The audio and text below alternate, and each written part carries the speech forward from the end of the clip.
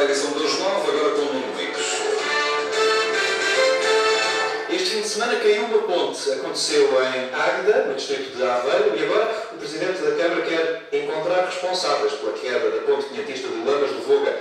A ponte ruiu quando já estava interditada ao trânsito de todos os veículos. Gil Nadais, o autarca, afirma que a última inspeção garantia que não existia qualquer risco de a ponte ruir nos próximos tempos, apesar de alertar para as más condições da estrutura. O autarca diz que o trânsito automóvel está proibido há cerca de um ano, mas com a iniciativa da Câmara Municipal houve mesmo vontade de ir mais longe do que as recomendações da empresa que fez a inspeção. Aquilo que nos disseram foi que nós deveríamos encerrar a ponte ao trânsito apenas quando o rio fosse muito caudaloso. Nessa altura, sim, a ponte oferecia riscos. Nós, como diz a cautelar, decidimos encerrá-la ao trânsito, não é?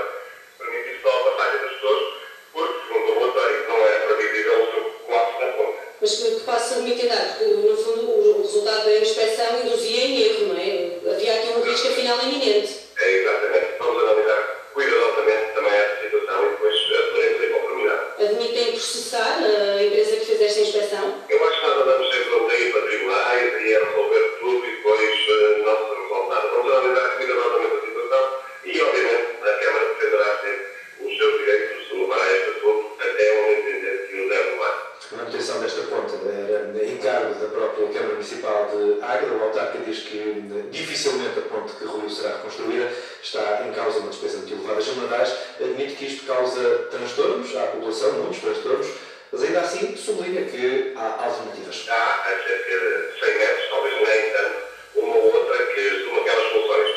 Causa transtorno, sobretudo, àqueles que se deslocavam a pé entre uma população e a outra.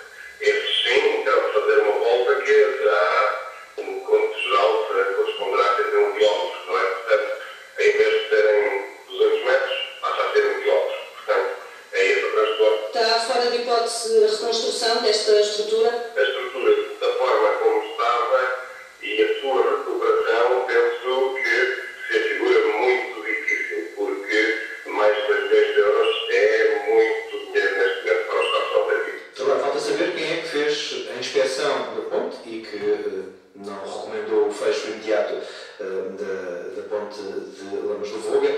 Até agora ainda não foi possível apurar qual é a empresa responsável por esta inspeção. Precisamente quando a ponte ruiu, havia um motociclista em cima do tabuleiro. O homem caiu ao rio, ainda conseguiu escapar, esteve algum tempo a pedir auxílio, foi depois encaminhado para o hospital, ficou ferido, mas sem muita gravidade, tem mesmo assim algumas fraturas, mas ontem mesmo já teve alta e já está em casa. 35 antigos deputados pediram desde junho subsídios e subvenções que, na prática, já foram extintos por lei. A subvenção mensal vitalícia e o subsídio de reintegração dos políticos acabaram há 6 anos, mas quem estava em funções nessa altura ainda tem direito a fazer este pedido. O número disparou nas últimas semanas e até agora só 3 foram claramente recusados, não queres? A Secretaria-Geral do Parlamento e o Ministério das Finanças, que tutela a Caixa Geral de Aposentações, não divulgam os nomes dos deputados que pediram estes subsídios ou pensões. Dizem que são dados pessoais que estão protegidos por lei. A resposta escrita enviada à TSF pela Secretaria-Geral do Parlamento revela que foram 24 os deputados que pediram o subsídio de reintegração. 21 já foram aprovados, 2 foram recusados e 1 continua a ser avaliado. Têm direito a este subsídio os deputados que saíram do Parlamento, que ali estiveram mais de 12 anos e que estavam no hemiciclo em 2005, quando a lei acabou com este benefício. Os subsídios de reintegração pedidos este ano vão custar perto de 400 mil euros ao Estado. Para além deste apoio, para ajudar o deputado a voltar à vida fora da política, foram 11 aqueles que pediram a subvenção mensal vitalícia. Desses processos, 9 já foram encaminhados para a Caixa Geral de Aposentações, 1 continua a ser avaliado pelos serviços do Parlamento e outro foi recusado por não preencher as condições necessárias. Os dados que foram contabilizados pelo jornalista Nuno Guedes da TSF, esta lista de quem pede o subsídio ou a subvenção não é pública, mesmo depois dos pedidos feitos pela TSF ao Parlamento e ao Ministério das Finanças, a lista não foi revelada. Presidente da República gostaria de ver facilitada a oportunidade de investimento em Portugal por parte dos imigrantes portugueses espalhados pelo mundo. Ao jantar com a comunidade portuguesa na Califórnia, Cavaco falou na última noite de menos burocracia. Antes, logo que chegou a São José, foi à missa. A reportagem da enviada especial da TSF, Bárbara Baldaia, na Califórnia. Depois de enterrar na Califórnia, a primeira coisa que o Presidente da República fez foi ir à missa. Boas-vindas ao Sr. Presidente da República Portuguesa, Sua Excelência Aníbal Cavaco Silva.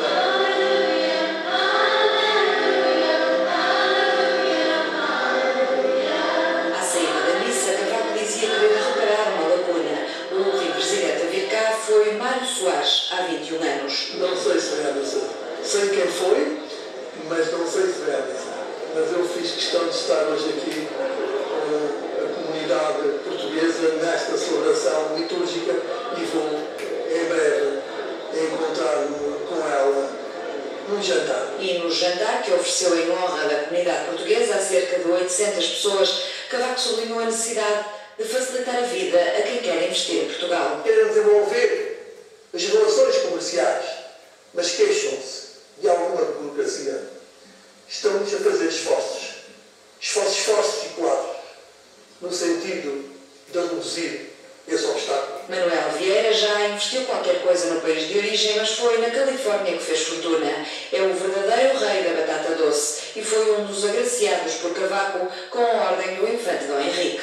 Produz 50 mil toneladas de batata doce por ano, o equivalente a 50 milhões de dólares. Conta o segredo do sucesso. Nunca exigir dos outros sem primeiramente exigir de nós mesmos. Manuel Vieira, português dos Açores, como quase todos os 350 mil portugueses que aqui vivem, deixa assim um contributo para a riqueza californiana, que representa 15% do PIB dos Estados Unidos. Agora é madrugada na Califórnia, mas quando o dia nascer começa uma jornada dedicada à inovação. O Presidente da República vai estar na Universidade de Stanford, vai visitar algumas empresas do famoso Silicon Valley, perto de São Francisco, provavelmente o maior ninho de empresas tecnológicas do mundo, sede de algumas das maiores empresas multinacionais e onde já estão representadas também algumas empresas portuguesas de tecnologia de ponta. Outro imigrante de sucesso na China.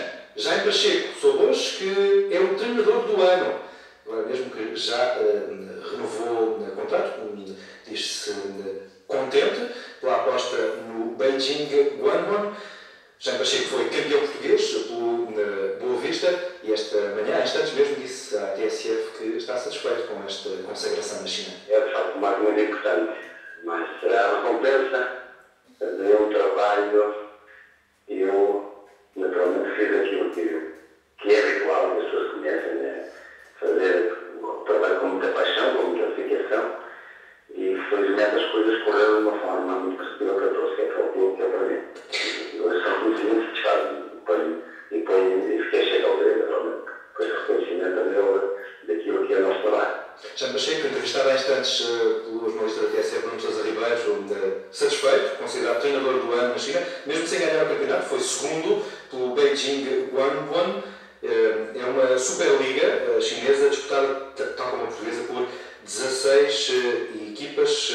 Jaime Pacheco já disse que vai continuar por lá, em terras chinesas. São 9 horas, 9 minutos, 8 e 9 nos Açores. A partir de hoje começa a discussão política e técnica sobre a forma de repor no sítio os 6.300 milhões de euros em falta nas contas da Madeira. Alberto João Jardim, recém-possado para um novo mandato, como chefe do Governo Regional da Madeira, dá um pontapé de saída nas negociações com o Primeiro-Ministro Passos Coelho, esta tarde, na residência oficial de São Pedro, em Lisboa. No Parlamento, agora mesmo, 9 horas, começa a longa maratona do debate na especialidade do Orçamento de Estado. O Álvaro Santos Pereira é o primeiro protagonista neste debate. O Ministro, de resto, tem sessão dupla hoje, vai de manhã conversar sobre o emprego com os deputados, discutir o orçamento para esta área, e à tarde a parte da economia e dos transportes. Positivo, mas sem euforias, o cenário dos temidos mercados financeiros no dia seguinte à entrada em cena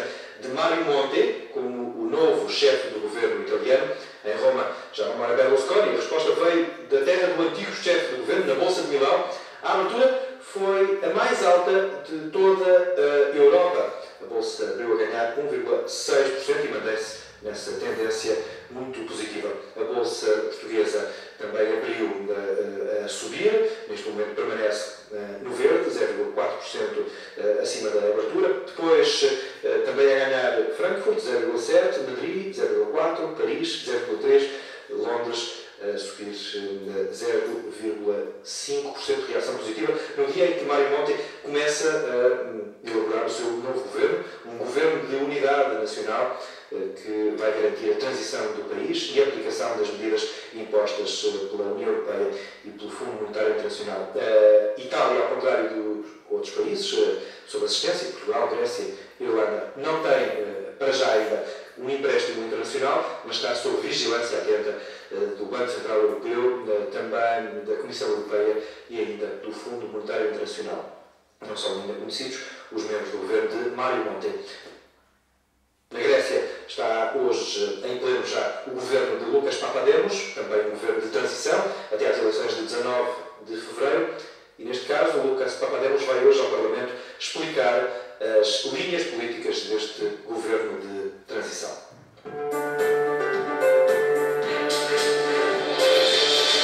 Passam 12 minutos das 9, títulos desta manhã da segunda-feira, no Domingos.